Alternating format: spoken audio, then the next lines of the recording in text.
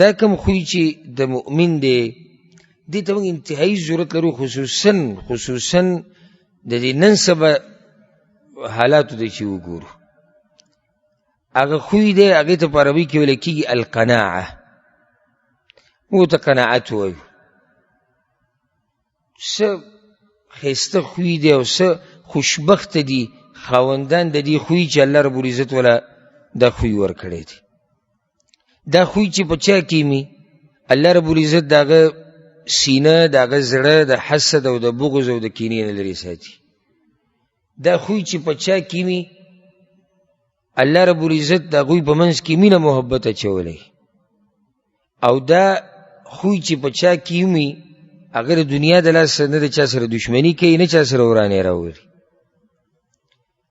دا نن سبا چې دا موږ هینو ده چې خلک د یو بل نه لرې شوي دي او دا دشمنیانې د یو بل سره او دا بغض او کینې او حسد، د هغې یو غټه وجه هغه دا ده چې اکثر خلک هغه د دې خوی نه ناخبره دي، یا ته خبر دی خو به وکړي دا خوی نشتي. او ځکه رسول صلی الله علیه وسلم څه ناشنا خبره کړې ده. په صحیح بخاري کې دا روایت دی. صحابه کرامو ته ویل فوالله ما الفقر اخشى علیکم، زما دې په الله قسم زه په دې نه یېرېږم په تاسو چې تاسو به غریبانان شئ. د غریبۍ یره مې په زړه کې نشتي. ولکنی اخشى ان تبسط علیکم الدنیا کما بسطت علی من کان قبلکم، یېرېږم په دې چې الله به د دنیا په تاسو پراخه کوي داسې لکه څنګه چې په پخوانو باندې پراخه کړې.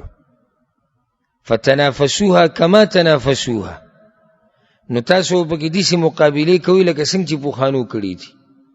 وتهلککم کما اهلکتهم، نو دغه دنیا به تاسو داسې هلاک کړي لکه څنګه چې پخواني هلاک کړي دي. د حسد او د کینې او د بغض او د دشمنیانو یو لوی وجه هغه د دنیا ده. یاره که د دنیا او د پیسې او د قیسې دې ته وویستو نو ډېر څه برابر شي. خو د هغې غټه وجه یعنې یو سړی وایي چې دنیا خو به لازمي داسې خو کېدی نه شي چې دنیا نه وي، او داسې کېدی نه شي چې پیسې دې نه وي، بچي دې نه وي، مال دې نه وي. دا هر څه به وي خو چې تا کې دا خوی او هغې ته ویل کېږي القناعه، قناعت. یعنې سوال دا دی چې دا قناعت څه ته وایي. اوس کېدای شي یو سړی تپوس کولی شي چې دا ته قناعت یادوې، خو موږ خو به پوه وکړه چې قناعت څه ته وایي. زه به درته دې ناشنا تعریفونه وکړم که الله ستا زړه ته او زما زړه ته کوز کړي. قناعت لنډ دا چې په هغه څه باندې راضي کېدل چې څه در الله درکړي دي او څه دې په نصیب کېږي. یو خدای موږ اورو لکه دلته ناست اوس ما خبره وکړه تاسو دا ډېر اسانه ښکاري، په دې عمل کول ګران کار دی. قناعت څه ته وایي؟ څه چې الله درکړي دي او څه دې په نصیب کې دي او څه ستا په تقسیم کې رسېدلي دي په هغې راضي کېدل. بل تعریف یې واله قناعت څه ته وایي؟ څه چې د سره دي په هغې باندې ګزاره وکړه، او څه چې د سره نشتي الله نه دي درکړي د هغې نه ځان بېغوره کړه. بل تعریف یې واله قناعت څه ته وایي؟ کم حلال او پاک څه چې الله درکړي دي په هغې ګزاره وکړه او د حرام او د پلیتو شیانو نه ځان لرې ساته. بل تعریف د قناعت هغه دا دی څه چې ستا د لاس لاندې دي، څه ستا په ملکیت کې دي، په دې ګزاره کوه، او هغه څه ته مه پسخېږه چې ستا په ملکیت کې نه دي او الله تعالی درکړي نه دي. یو چا تعریف کړی ډېر مزدار، وایي قناعت څه ته وایي؟ چې ستا دا زړه ډکي او ستا په دې زړه کې دا خبره پرته وي چې الله ماله څه راکړي زه پرې راضي یم، او ځان لرې ساتي د شکوي شکایتونو نه او د فریادونو نه. د کې شک نشي دا ګران کار دی، خو چې الله یې چاته اسانه کړي او په زړه کې ایمان وي هغو دپاره دا ډېر اسان دی. یعنې زمونږ څومره ضرورت دی دې قناعت ته، زمونږ ضرورت دی دې ته چې موږ په هغه څه باندې راضي شو چې څه الله موږ له راکړي دي.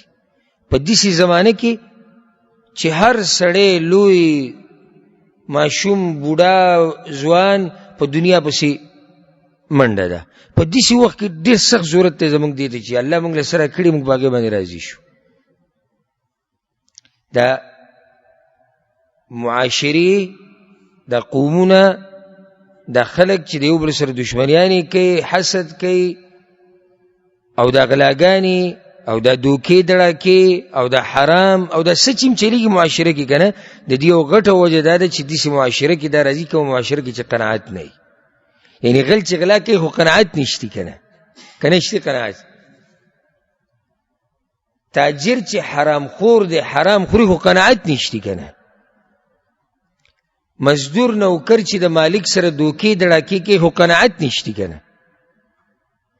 او داسې پسې بیا د رشوت چې چلیږي خو قناعت نشتی که نه. که چېرته یو معاشره داسې جوړه شي چې هغوی په الله باندې او د الله په تقدیر باندې مضبوط ایمانی او دا وایي چې څه موږ له الله را کړي د موږ پې راضي یو موږ پې خوشحاله یو، داسې معاشره کې دا جاخې نه راځي. او دا چې کله م راغلی په معاشره کې پوه شي چې معاشره په دې مسله کې کمزورې ده، سم خیال لای چې زموږ په باره کې پښتنو باره کې موږ خو به ښه یو دې باب کې ښه یو دې باب کې که نه. یاره که ګیلې او شکوې دي د بعضو د الله نه واورې، د الله نه حیران بشي، د الله نه به ګیلې او شکوې کوي، فریادونه به کوي مخلوق ته، ګیله به د الله نه کوي مخلوق ته.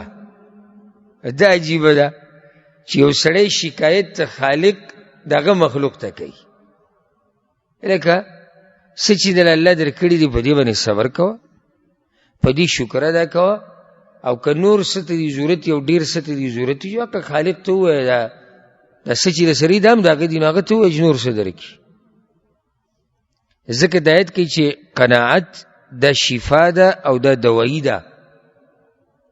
شفا د غم، د سوچ، د فکر، د حسد، د بغض، د حرس، د دې ټولو دوایي هغه قناعت دی.